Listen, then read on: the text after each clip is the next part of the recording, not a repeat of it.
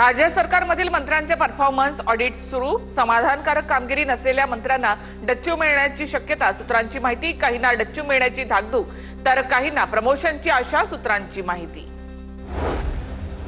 निधी वाटपावरून शिवसेनेचे मंत्री अजितदादांवर अजूनही नाराज, शिवसेना मंत्र्यांनी शिंदेंसमोर नाराजी बोलून दाखवली, सूत्रांची माहिती। लाडकी बहीण योजना चांगली, पण योजनेमुळे आदिवासींचे नुकसान, शिंदेंच्या सेनेचे आमदार आमशा पाडवी यांची प्रतिक्रिया। आदिवासी विभागाचा निधी वळवला जाऊ नये यासाठी शासनाला पत्र दिल्याची माहिती।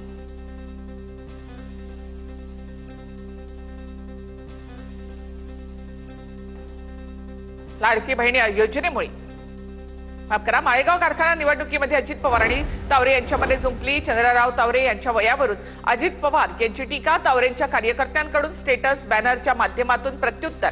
दादा म्हातारपण सर्वांना आहे, व्यक्त होताना नीट व्हा, तावरेंच्या कार्यकर्त्यांची प्रतिक्रिया। जनता काम करणाऱ्यांच्या मागे, घरात बसणाऱ्यांच्या मागे नाही, उपमुख्यमंत्री शिंदेंचा पुन्हा एकदा उद्धव ठाकरे यांच्यावर निशाणा। मनसे ठाकरेंच्या शिवसेनेच्या युतीचं गणित प्रस्तावावर अडलं, कोणत्या जागांसाठी प्रस्ताव द्यायचा, ठाकरेंच्या सेनेपुढे पेच, सूत्रांची माहिती।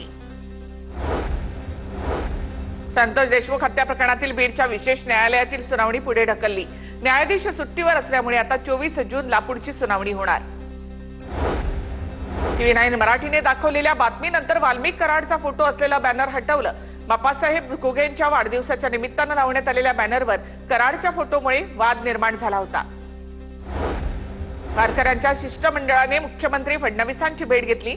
सरकारने दिंड्यांना दिलेलं अनुदान आणि टोल माफी संदर्भात घेतलेल्या निर्णयासाठी फडणवीसांचे आभार मानले।